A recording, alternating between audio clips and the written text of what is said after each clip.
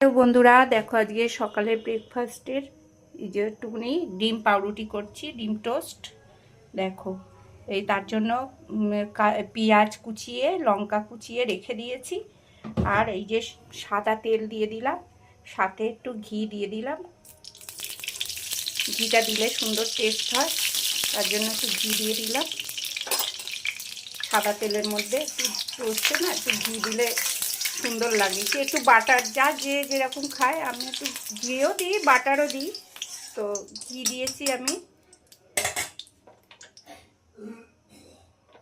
দিয়ে এইবার আমি এই যে চুবিয়ে নিলাম, নিয়ে